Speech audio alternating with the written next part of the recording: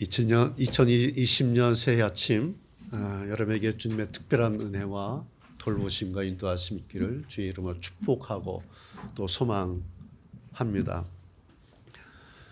오늘 새해 아침 첫 주일 말씀을 어떻게 전할까, 무엇을 전할까 지난 한 주간 동안 많은 생각을 했습니다. 그래서 오늘 이 시간은 특별히 마치 바둑 기사들이 처음에 바둑을 둘 때 첫 돌을 놓는 것처럼 2020년 새해를 시작하면서 마치 우리의 심정도 거기에 제가 그래서 2010년이 아니라 2020년 새해 신앙의 돌 하나 놓기 그렇게 제가 해놨죠.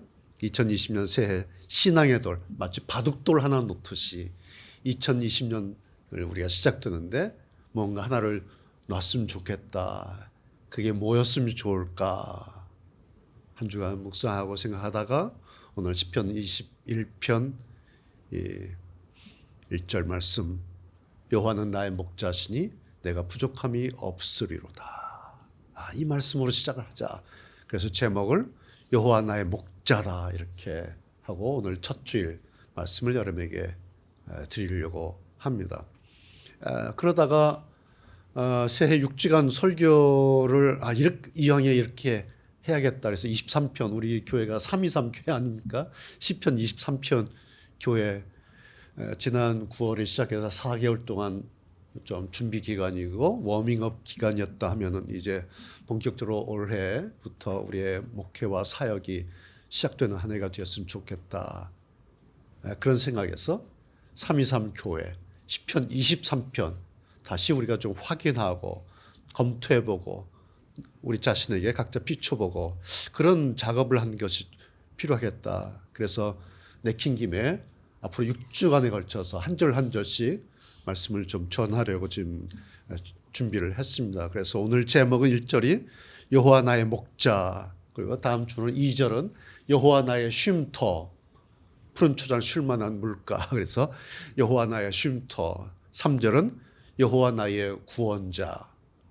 그리고 네 번째 4절은 여호와 나의 안전망. 다섯 번째 여호와 나의 식탁. 여섯 번째 마지막 6절 가지고는 여호와 나의 봄. 뭐 이런 제목으로 물론 중간에 제목이 좀 바뀔지 모르겠지만 6주에 걸쳐서 시편 23편 한 절 한 절 그렇게 말씀을 전하고 이렇게 같이 좀 나누려고 합니다. 그러면서 우리 교회 323 교회라고 하는 이 정체성, 그리고 주님께서 우리에게 교회에게 무엇을 원하실지, 우리 어떤 뜻을 받들어야 될지, 그래서 여러분하고 같이 확인하고 점검하고 할 필요가 있겠다 싶어서 그렇게 6주간 말씀을 드리려고 합니다. 여러분 다 읽으셨겠지만 목절나는 양 시편 23편 제가 썼던 책이죠. 2013년에 발간을 했지만 제가 했던 설교는 2009년에 한 설교입니다. 그때도 한 절 한 절씩 6주간 걸쳐서 했던 설교로 책을 낸 건데요. 그러니까 거의 저로서는 한 10년 만에 시편 23편을 또다시 이렇게 한 절씩 끊어서 말씀을 전하게 되었습니다. 그러나 이번에는 10년 전에 했던 것처럼 그렇게 하지 않고 뭐 23편은 너무나 잘 알고 있고 암송하고 있고 그렇지 않습니까? 그래서 10년 전에 했던 것과는 좀 달리 좀 할 생각을 있고 뭐 좀 복습이라 할까요? 재학습이라 할까? 또 다시 강조할까? 뭐 그런 게 좀 하려고 생각을 하고 있습니다. 여러분 시간 나실 때 가정에서 이렇게 좀 책을 읽으시면은 10년 전에 이 설교하고 또 10년 후에 지금 이번에 하는 설교하고 어떤 점이 같고 또 어떤 점이 좀 다른가? 여러분 그것도 좀 이렇게 확인하시는 것도 좀 흥미로운 일이 될 수도 있겠습니다. 여튼 저는 저의 목적은 돌 하나 바둑 기사가 첫 돌 하나를 탁 놓듯이 2020년 제가 신앙 돌이라 바둑돌 대신에 신앙의 돌 이렇게 붙여봤는데요. 신앙의 돌 하나를 이렇게 딱 놓는 그 시간 여러 번이나 천하 그 신앙의 돌 이름이 여호와 나의 목자다. 그 돌을 놓자. 이것이 2020년 우리 교회 신앙의 첫 주제 말씀입니다. 그리고 계속 그래야겠지만 특별히 올 한 해 우리 신앙의 지향점, 올 1년 동안 여러분과 저희가 바라봐야 할 그 목표, 표대, 여호와는 나의 목자시다. 그렇게 삼으려고 합니다. 왜 제가 지향점이라는 어떤 방향성, 표대라고 하는 것을 말씀드리냐면, 여러분 이제 금년이 어떻게 될지 여러분 예상이 되십니까? 4월에 총선이 있죠. 가을에는 또 미국 대선이 있죠. 북한 문제 있죠. 일본과의 계속되는 복잡한 관계 있죠. 또 7월인가요? 도쿄 올림픽 있죠. 또 그밖에 얼마나 많은 일들이 있겠습니까? 경제적인 어려움들이 있죠. 사회 정치적인 갈등, 분열 얼마나 계속되고 있지 않습니까? 작년만큼이나 금년 한 해도 우리는 올 한 해에 우리 주변의 환경들을 예상할 수 없는, 예측할 수 없는, 매년 그러지만 그렇게 우리가 시작하지 않았습니까? 이런 속에서 올 한 해 우리의 중심을 어떻게 잡을 것인가? 내 중심을 어떻게 잡을 것인가?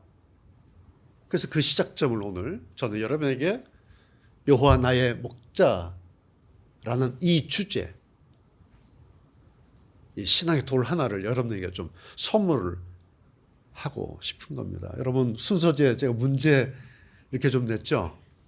보셨어요? 문제 풀었어요?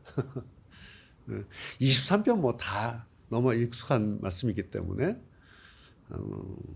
거기 1번 문제가 그런 거였죠. 다음 중 시편 23편에서 1절부터 6절이죠. 아주 읽혀지는 다윗의 시 아닙니까? 우리가 시편 23편을 다 읽어보면 느낌이 오지 않습니까? 그 느낌을 표시한 표시 1번, 2번, 3번, 4번 느낌표, 물음표, 말없음표, 받침표. 답은 몇 번이에요? 답은 여호와 나의 목자. 그 다음에 다윗의 느낌을 하자면 이거는 하위 문제. 아주 굉장히 쉬운 1번이죠. 2번 문제 보실까요? 1번은 너무 쉬워요. 근데 2번은 조금 난이도가 높아요. 제목이 23편 시 전체에 들어있는 다윗의 신앙의 역동성.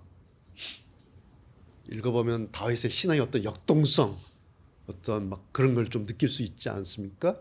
그 다윗이 가진 23편을 통해서 우리가 읽어낼 수 있는 다윗의 신앙의 역동성과 가장 거리가 먼 것은 어떤 것인가?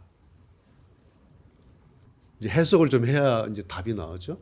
여러분 답이 몇 번 같아요? 가장 거리가 먼 거.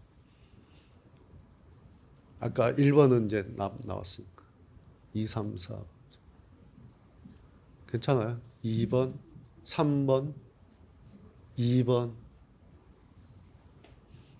이건 출제자의 마음이에요. 답은 4번이에요. 왜 4번인가? 이거예요. 1번은 당연하죠. 느낌표, 감격. 여호와 나의 목자.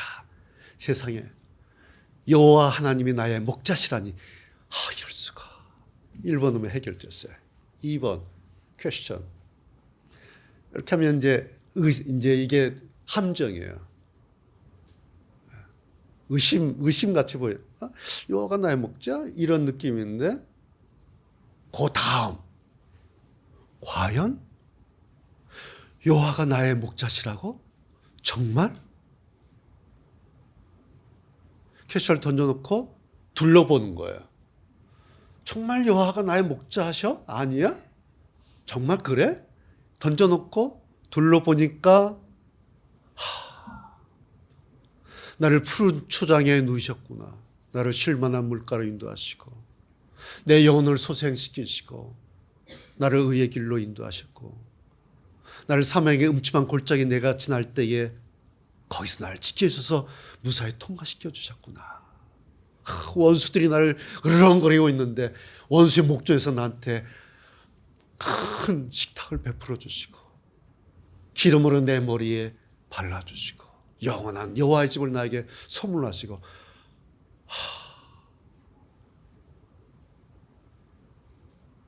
그것이 3번이에요. 또 더 이상 할 말을 잃어버리는. 여호와 나의 목자시구나. 그러니까 이 말 없음 표 이 안에 3번은 다윗의 모든 감격이 다 들어있는 거예요. 그렇겠죠? 3번은 쉬워요. 여호와의 목자 되심을 뭐 의심할 수 없을 정도로, 말을 잃을 정도로 감격하고 벅차는 그런 심정을 표현한 것이 3번이에요. 4번은 왜 답이 아닐까요? 4번은 이런 거예요. 여호와 나의 목자 알아. 끝. 이런 거.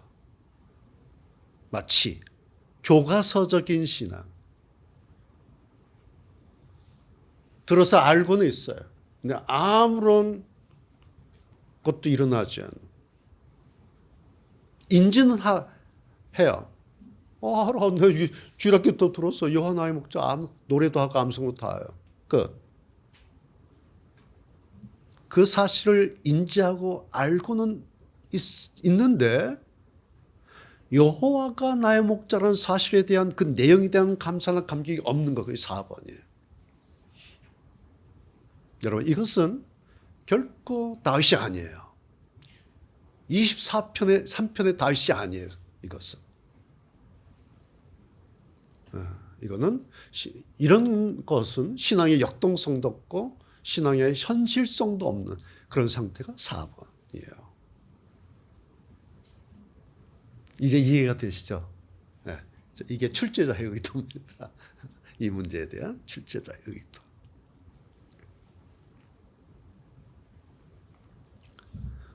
여러분, 네 가지 중에서 몇 번에 해당되신지를 확인하시면 되는 거예요. 내가 암송하고 찬송하고 사랑하는 이 23편이 나에게는 몇 번에 해당되는가?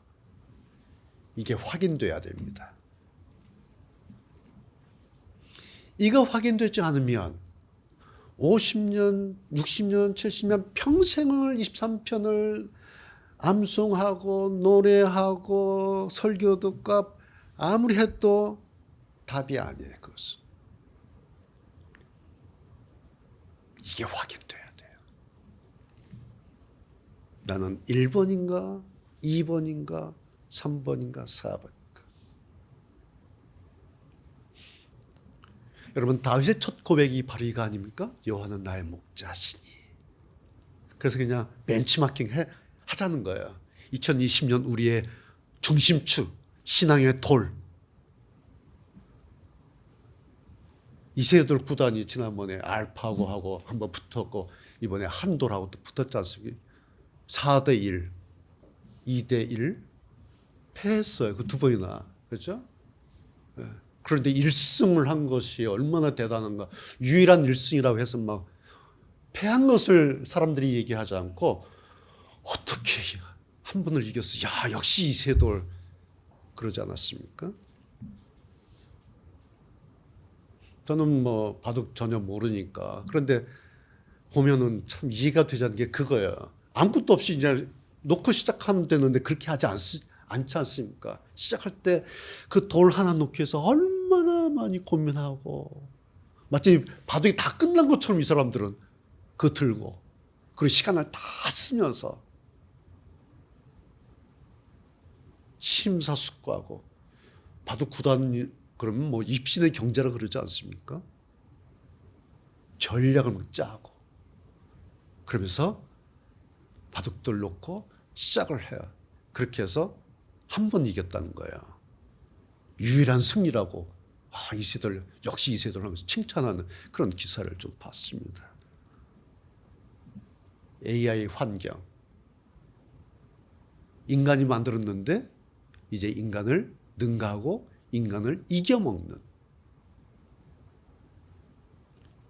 어쩌면 오늘 우리가 살아내야 할 2020년 한 해가 또 이러지 않을까. 여러분, 우리 인간이 얼마나 능력 있는 존재들입니까? 우리에게 얼마나 엄청난 능력이 있지 않습니까? 예를 들어서 남자 나이 40이라고 하면 공자는 불혹의 나이다. 너무 멋있어요. 불혹.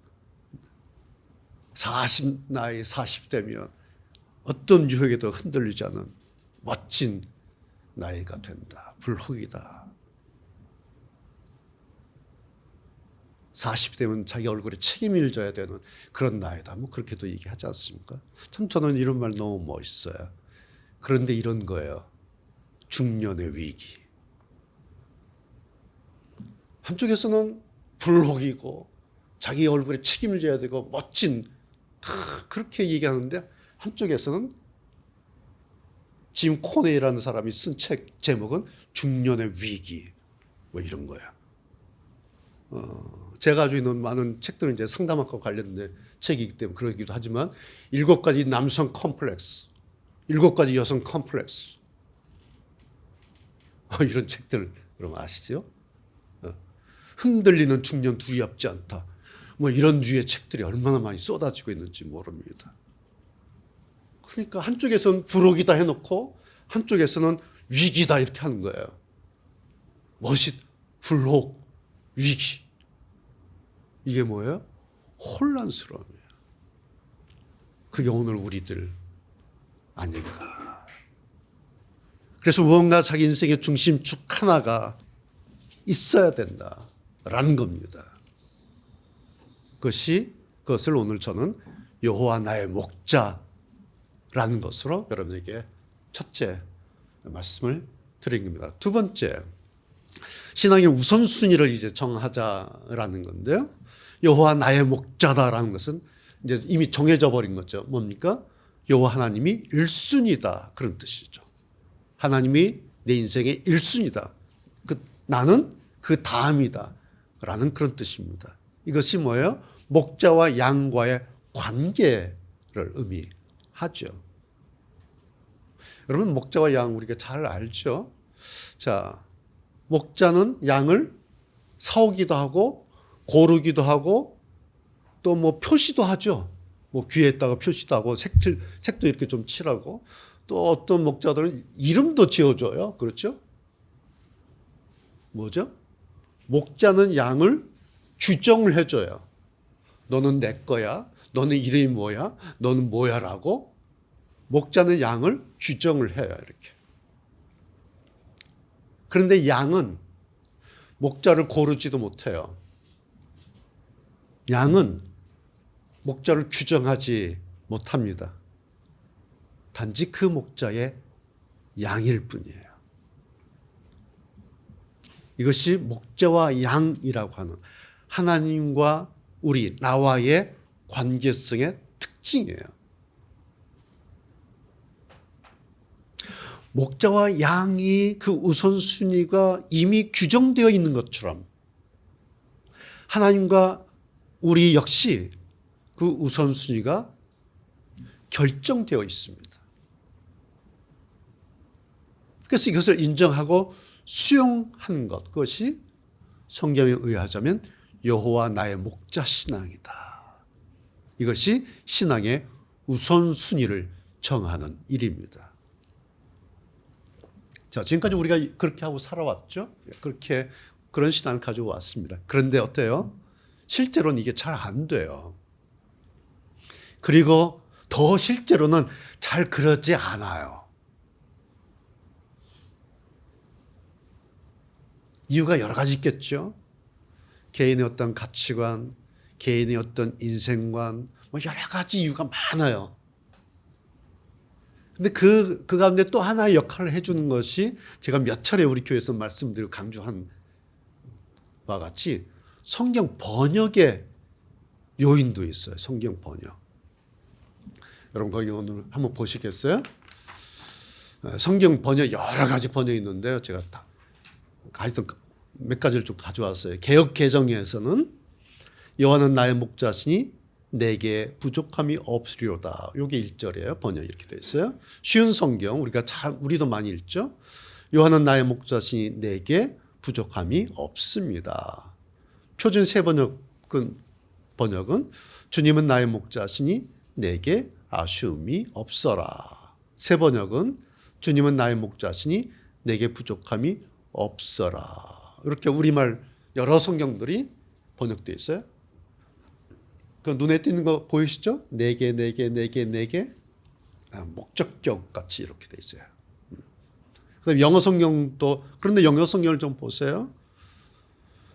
CV라고 하는 번역은 이렇게 되어 있어요. Your Lord, I am my shepherd. I will never be in need.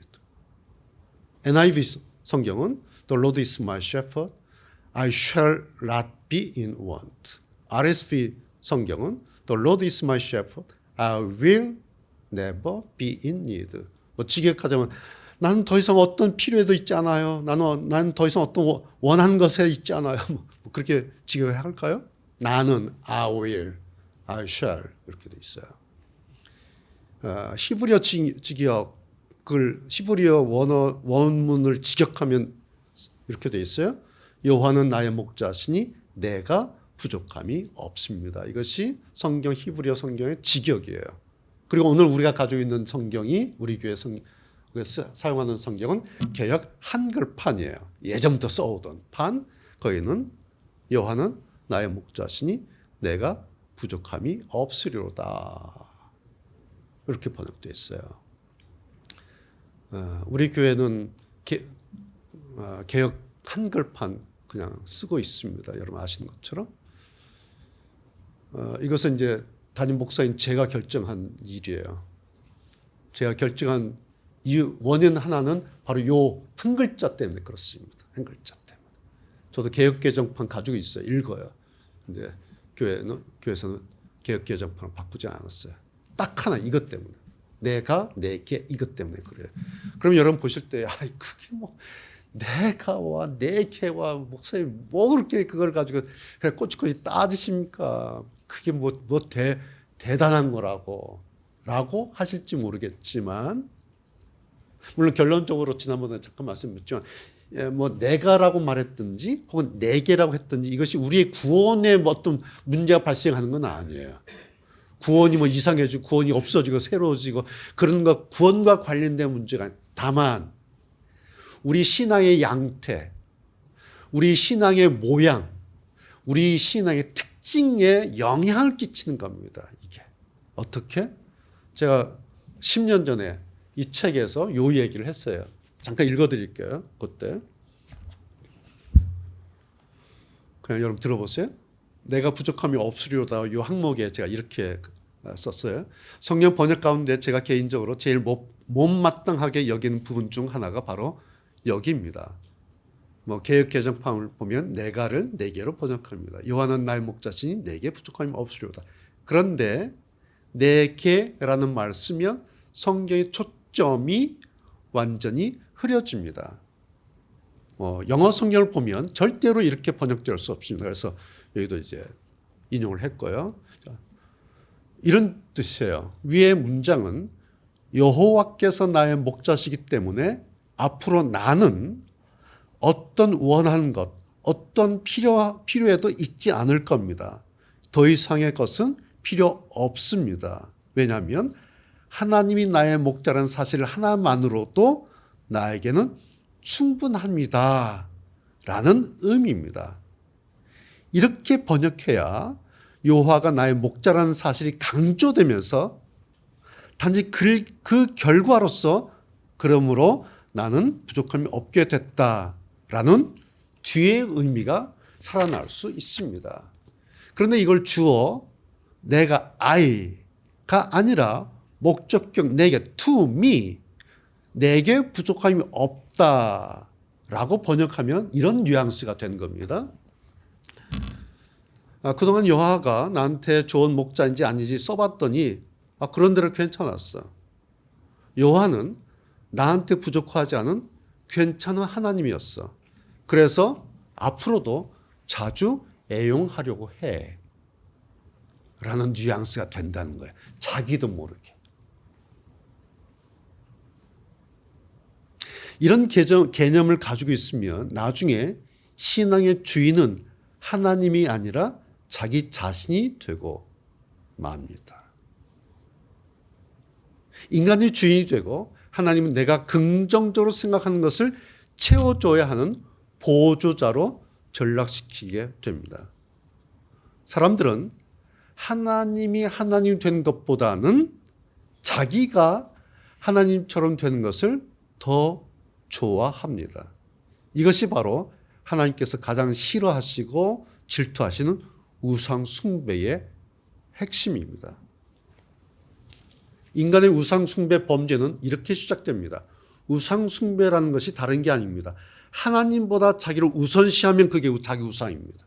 제가 이렇게 썼던 10년 전.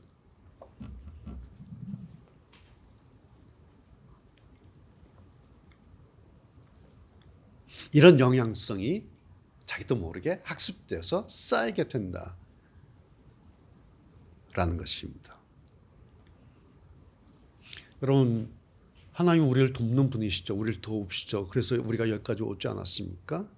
그러나 여러분, 분명히 아셔야 됩니다. 하나님은 우리를 돕는 분이시기는 하지만 도와주시지만 하나님이 우리의 도우미는 아닙니다. 하나님은 창조주, 신이십니다. God, 신이에요. 헬퍼, 도우미 아줌마가 아니에요. 그래서 그런 점에서 우리가 성경을, 하나님을 좀 제대로 이해할 필요가 있다는 거죠. 그것이 이제 세 번째 주제, 여호와 신앙 이해하기란 거예요. 여호와 신앙을 좀 다시 좀 우리가 확인해야 될 필요가 있습니다. 자, 다윗의 신앙 고백이 뭐예요? 나는 부족함이 없습니다. 내가 부족함이 없으로다. 나는 부족하지 않다. 부족함이 없다. 이것이 다윗의 신앙이에요. 고백이에요. 아까 말씀드린 것처럼 그 이유가 뭐예요? 나는 모든 것을 다 가졌기 때문에 더 이상 부족한 것이 없는 사람이다라는 뜻이 아니다라는 것이죠. 그럼 뭐 때문에 다윗은 자기가 난 부족하지 않아요 라고 말하고 있습니까? 다윗은 자기의 어떤 소유를 말하고 있는 것이 아니라 자기가 얻은 인생의 가치를 말하고 있습니다. 무슨 뜻이겠어요? 나는 지금 너무나도 큰 가치 있는 분을 내 인생의 목자로 만났기 때문에, 내 인생의 목자로 내가 모셨기 때문에 이것 외에 나머지 다른 것들은 그보다는 작은 가치의 것에 불과합니다. 그래서 그 어떤 것도, 그 작은 어떤 가치들은 나를 더 이상 흔들지 못합니다. 그것이 내가 부족함이 없다고 말하는 이유입니다. 이게 다윗의 말이에요. 이런 다윗을 우리가 또 확인할 수 있는 것이 뭐합니까? 골리앗 앞에 어렸을 때에 다윗이 한번 섰던 적이 있지 않습니까? 그 꼬마가 거인 다윗 골리앗 앞에 서서 한마디 하죠. 뭐라고 합니까? 나는 너를 보고 있는 게 아니야. 너 골리앗, 너 키를 지금 보고 있지 않아. 나는 네 뒤에 계신 너보다 더 큰 하나님 보고 있어. 그 하나님 보고 골리앗을 보니까 골리앗의 크기가 얼마나 보여요? 강아지 같이 보이는 거예요. 다윗이 갈 때 아마 막대를 들고 왔나 보죠. 그러니까 골리앗이 개패로 왔냐? 개 잡으는 거야? 왜 막대를 가져와? 이렇게 한 얘기한 거야.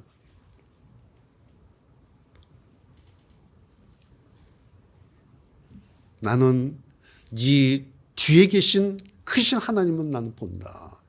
이것이 믿음의 눈이죠. 이것이 관점이에요. 이것이 목표, 지향점, 바라보는 그 초점이죠. 여러분, 다윗은 이미 하나님의 오메가 끝이죠. 제가 지난번에 계속 말씀드리죠.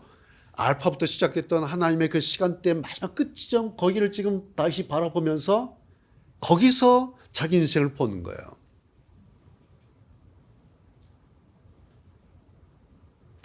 자, 조금 전에 제가 소유 때문이 아니라 가치를 말하고 있다, 그런 말씀 드렸는데요. 소유와 가치의 문제, 이 주제예요. 이게 뭐예요? 오늘 우리가 끊임없이 싸워야 되는, 끊임없이 싸우고 갈등하는 이 땅에서의 우리의 평행선 주제예요. 충돌되는 소유냐 가치, 이걸 어떻게 할 것인가. 이거는 우리가 이 세상 사는 날까지 해결되지 않는, 될 수 없는 마치 평행선과 같은 주제입니다. 왜요? 세상은 소유를 말해요.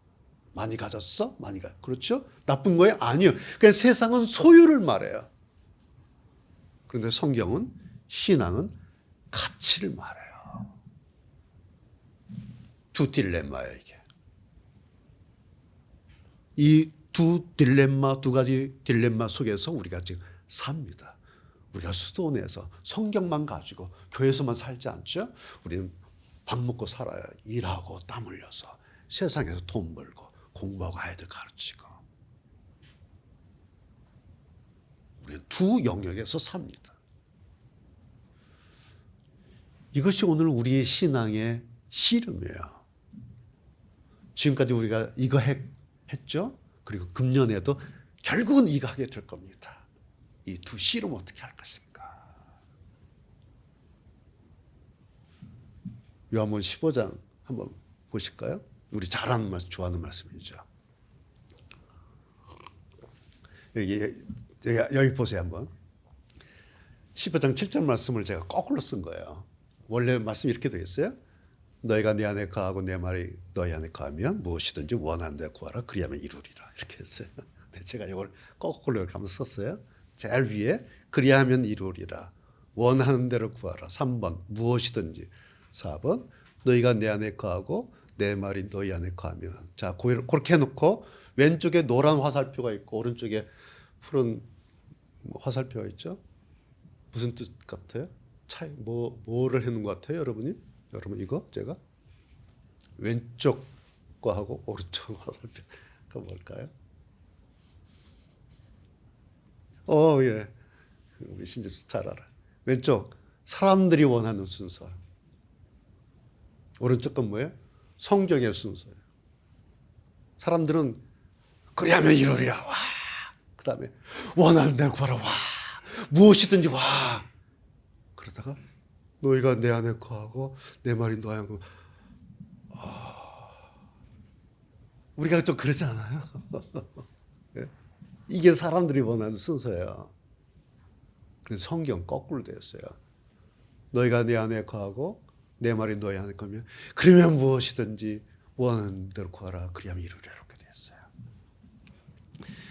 이거 보면 여러분 답이 뭐예요? 사람들이 원하는 순서하고 성경이 원하는 순서가 이렇게 다르구나. 뭐예요? 성경과 우리는 코드 자체가 달라요.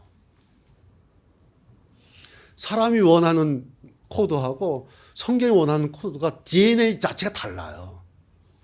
그래서 성경대로 하나님 말씀대로 신앙대로 사는 것이 힘들어요. 왜? 우리는 DNA가 달라요. 아무리 주여 믿습니다 해도요, 우리의 코드는 왼쪽 코드예요. 왜 그런지 아십니까? 우리가 사는 곳이 천국에서 지금 살고 있지 않고 이 땅에서, 세상에서 살고 있기 때문에 그래요. 이건 나쁜 게 아니에요. 잘못된 게 아니에요. 어쩔 수 없이 당연한 현상이에요. 이걸 잘못했다, 나쁜 거다 그러면 어떻게 돼요? 이단 되는 거예요. 세상 버려라, 직장 버려라, 산으로 가자, 14만 4천 되자. 이건 이단 되는 거예요. 성경 그런 거 얘기하지 않아요. 성경 뭘 얘기합니까? 세상에 들어와서 다스리고 정복하고 지배하라 이렇게. 세상으로 가라. 그곳을 다스리고 거기를 정복하고 거기서 충만하라. 거기서 번성해라. 그렇게 돼 있어요. 근데 쉽지 않다라는 얘기예요. 왜? 소유와 가치의 문제이기 때문에. 자, 세 번째 그래서 문제를 냈어요. 이제 세 번째 문제가 조금 생각을 해야 될 문제겠죠. 위에 사항, 이게 네 번째. 너희가 내 안에 거하고 내 말이 너희 안에 거면 요 사항이 우리에게 어느 정도, 제가 거의 어느 정도라 했어요. 어느 정도 우리가 잘 하지 못하는데 그래도 어느 정도 실제로 일어나게 됐을 경우에 우리의 기도는 어떤 형태의 기도, 어떤 내용을, 어떤 문장의 기도가 될까? 우리 신앙이 이제 네 번째 성경에서 원하는 너희가 내 안에 거하고, 와, 우리가 정말 주님 안에 거하며 사는 거예요? 그리고 주의 말씀이 우리 안에 충분히 거하였어요. 그런 상태라 한다면 어떤 기도 할 것 같아요? 어떤 기도가 될 것 같아요? 우리의 기도의 문장이 어떨 것 같습니까?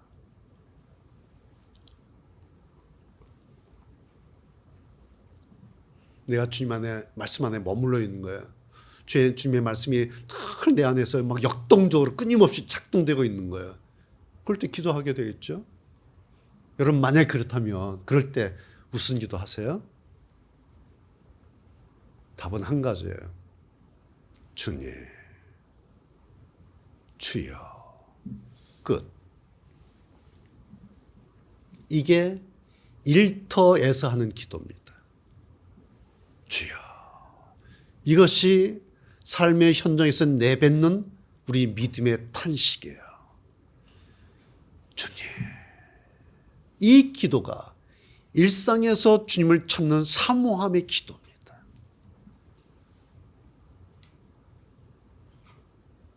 정말 참 4번처럼 됐으면 좋겠어요. 저도 해보려는데 쉽지 않잖아요. 그죠? 깜빡깜빡하고 놓치고, 너희가 내 안에 거하고 내 말이 너희 안에 거하면 우리가 얼마나 튕겨나갑니까? 자주자주. 주의 말씀이 우리에게 얼마나 튕겨나가고 우리도 튕겨나가고. 이게 쉽지 않아요. 그런데 너희가 내 안에 거하고 내 말이 너희 안에 거하면 그 다음부터는 구구절절 어떤 기도가 필요 없게 됩니다. 그래서 이런 기도를 하게 됩니다. 기도가 필요 없는 기도를 하게 됩니다. 아시겠어요? 기도가 필요 없는 기도, 기도하지 말란 기도는, 기도 무용론을 말씀드린 게 아니에요. 기도가 필요 없는 기도. 들어보셨어요? 기도가 필요 없는 기도. 근거가 뭘까요?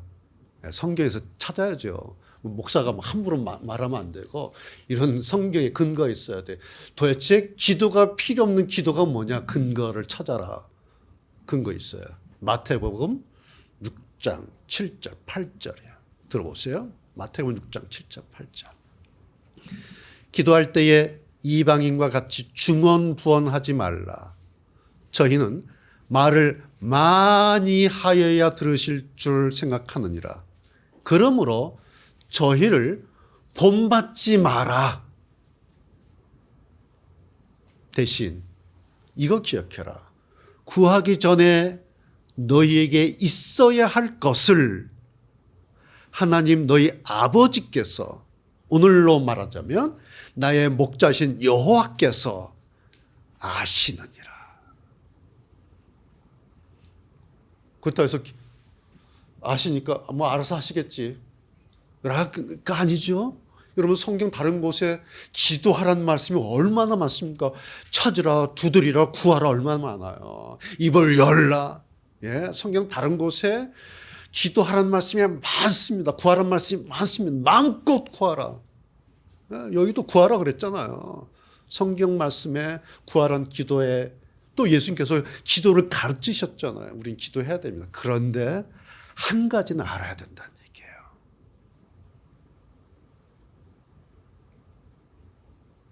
기도의 중요한 목적이 뭐냐라는 거예요.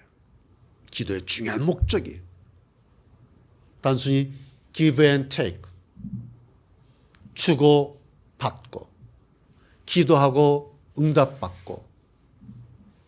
물론 기도가 그거죠. 그런데 그것보다 더 중요한 게 있어요. 뭘까요? 우리가 기도하면 내 기도가 중요하지 않아요. 그것보다 더 중요한 게 있어요. 뭘까요? 내 기도를 받으시는 하나님. 이것이 내가 기도하는 것보다 더 중요해요. 내 기도를 받으신 하나님. 그리고 하나님께 기도하는 나. 결국은 내 기도보다, 우리의 기도보다 더 중요한 것은 하나님과 나와의 관계예요.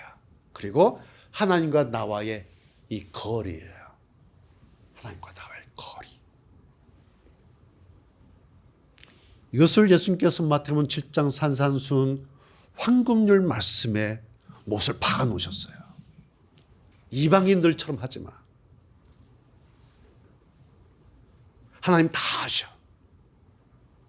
너희들에게 내가 원하는 것은 너희가 내 안에 거하고 내 말이 너희 안에 거하며 마치 양들이 어디에 있어요? 목자의 범주 안에 있어야 돼요. 양들은 목자의 음성을 들을 수 있는 그 근처 안에 있어야 돼요. 그렇죠? 그것이 바로 내 안에 거하고 너희 안에 거하면, 그럴 때 우리는 이런 기도하게 돼요. 주님, 주여. 이것이 성경이 말하는 우리 기독교 신앙의 특징입니다. 이것이. 이 특징을 알기 위해서는 내가 요 부분이 해결돼야 돼요. 이 내 개로 돼 있으면요, 이 부분이 해결이 안 돼요.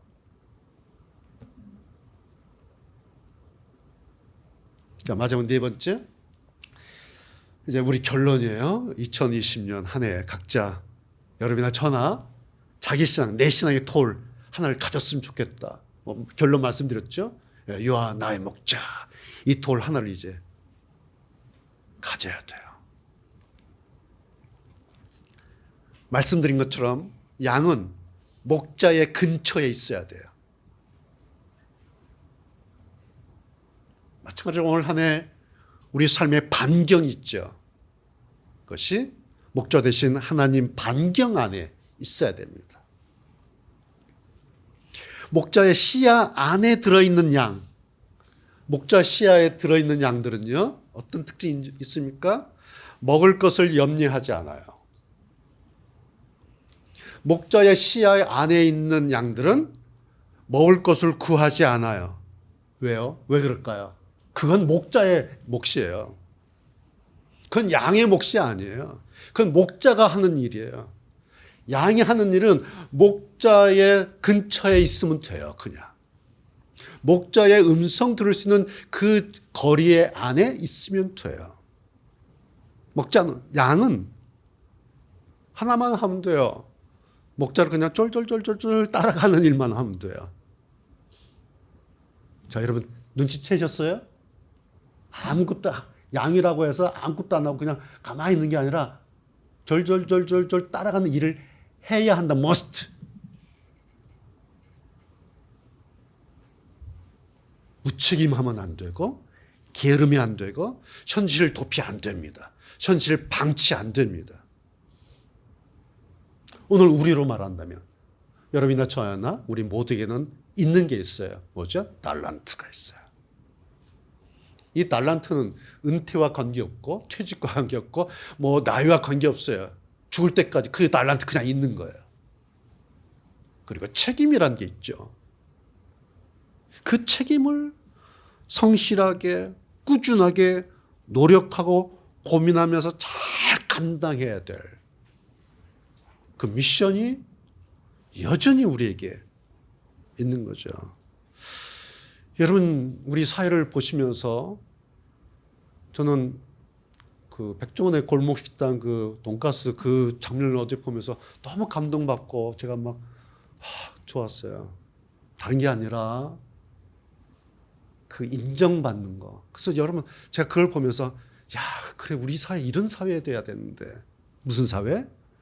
자기의 능력을 최선을 다해서 성실하게 일하는 사람, 그런 사람이 인정받는 사회, 그런 사회 참 좋은 사회다. 예.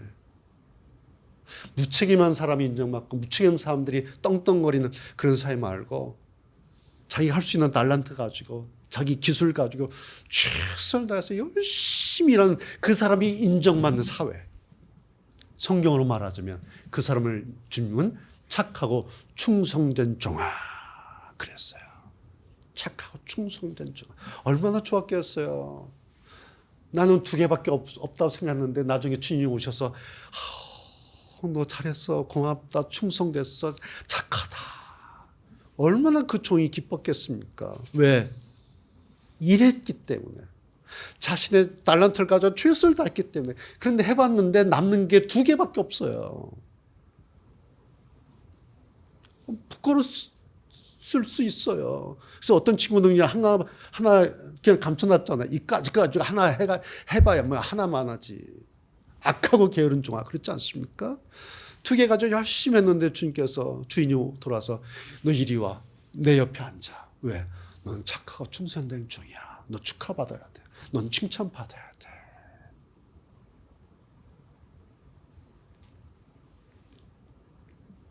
참 우리 사회도,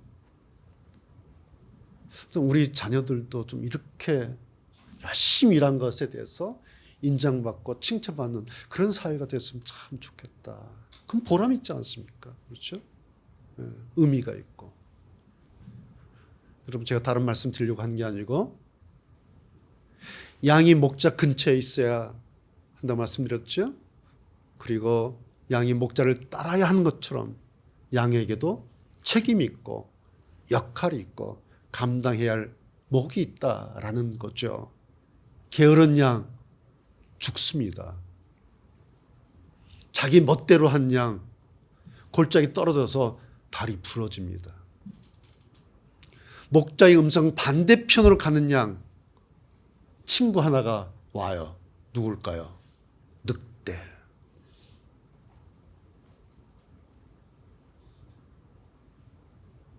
여러분, 양은 양이기 때문에 목자에게 있어야 되고 목자 곁에 있어야 하고 목자가 부르는 소리를 들을 수 있는 그 반경 안에 머물러 있어야 합니다. 그래야 양입니다.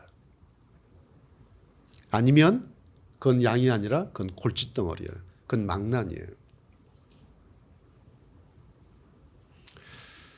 여러분, 우리에게 또 1년 시작하면서 여러분 많이 기도 제목이 있으시죠? 또 기도로 한 해를 시작하시지 않습니까? 우리에게 기도가 얼마나 중요합니까? 1년 내내 또 우리가 필요할 때마다 또 날마다 주님 앞에 구하고 그렇게 살아가야 될 것입니다.